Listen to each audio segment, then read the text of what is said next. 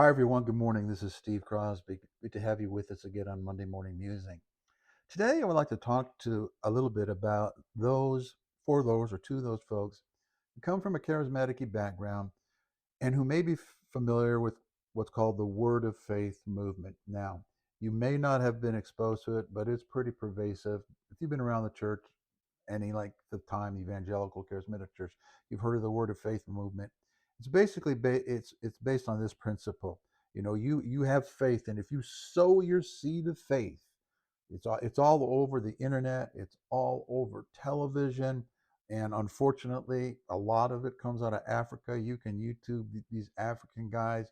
Some African prophet is declaring and prophesying, that your seed faith is going to bring forth a thousandfold harvest. Well, shoot, I can understand why that kind of message would appeal to people who are living in circumstances at an economic level that you and I can barely relate with. Who wouldn't want the magic lottery in the sky to give me the kind of life that I see happening for other believers halfway across the continent? Maybe it can happen for me too. Maybe that. And so these manipulative megachurch pastors who preach this, you got to give your 10% and then God will give you 100 back because of Malachi. Um, sow your faith seed today. Well, how big a faith seed can you sow? Can you 5, 10, 50, 100, 1,000? And we will believe with you for a harvest on your faith seed. And it's called seed faith and faith seed.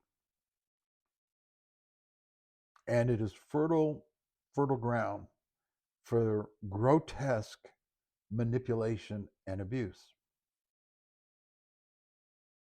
Critics of myself would say, but the scriptures are full of it. It's the principle of the seed and harvest.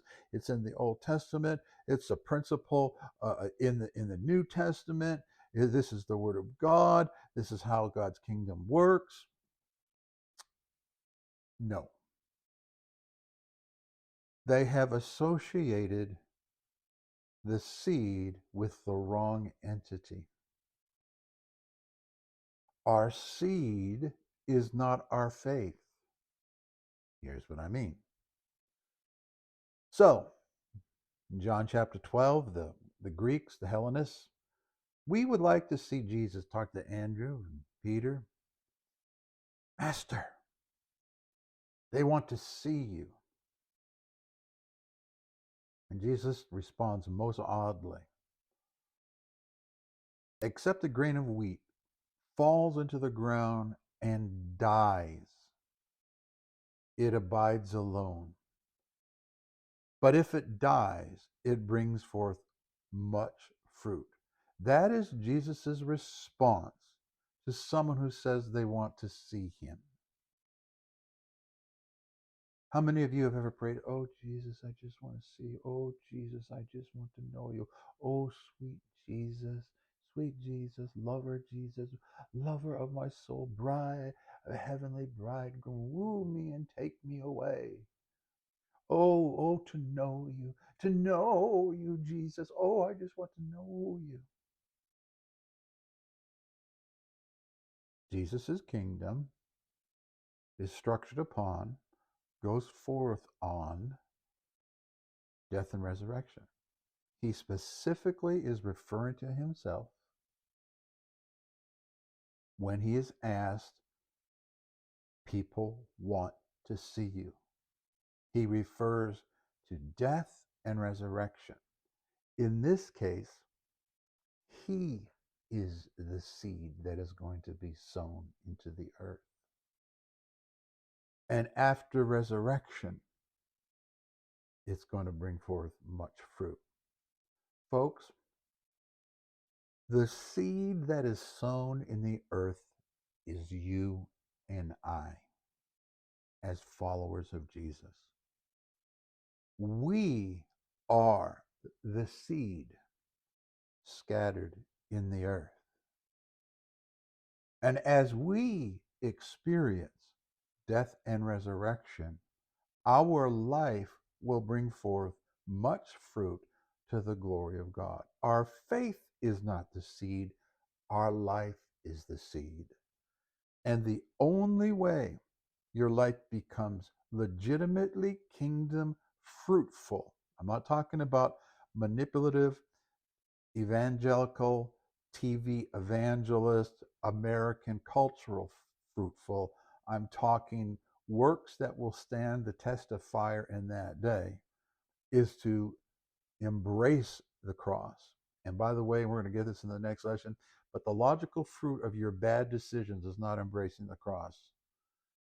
When you make and do stupid things that have painful consequences, that's not embracing the cross. That's not a cross in your life. That's you just getting the logical outcome of being stupid, and which we've all done. Our lives are the seed that is sown in the earth that brings forth the harvest. Paul talks about in Romans chapter 12, I believe, he talks about how the body of Christ is one loaf of bread. Well, what's implied in that metaphor? One loaf of bread for the world. What's your reasonable worship? That's the word there that King James calls service. What's your reasonable service? Present your body, and it means your whole being and everything it entails, as a living sacrifice, holy and acceptable unto God, and so forth. You and I are sent out into the world as part of that one loaf. What does that mean? People feed from us. They take chunks of bread out of us. Just like Jesus was sent into the earth as seed, so are we sent into the earth as seed. And here's the part that just irritates people. You do not get to determine the nature of the harvest, the scale, the size, the scope of the harvest, or the timing of the harvest. So all that quid pro quo stuff about, you give 10 and God will give you 100. You give 1,000, God will give you 10,000. That's not the way the kingdom of Jesus works. There will be harvest off of a life that has embraced the Jesus way, that reflects the way of the master they say they believe in, that reflects the way they say they want to be like that master. And that is a grain of wheat, the seed, falling into the ground and dying, experiencing death, bringing forth much fruit, and our hands are off of it. There's no manipulation in that.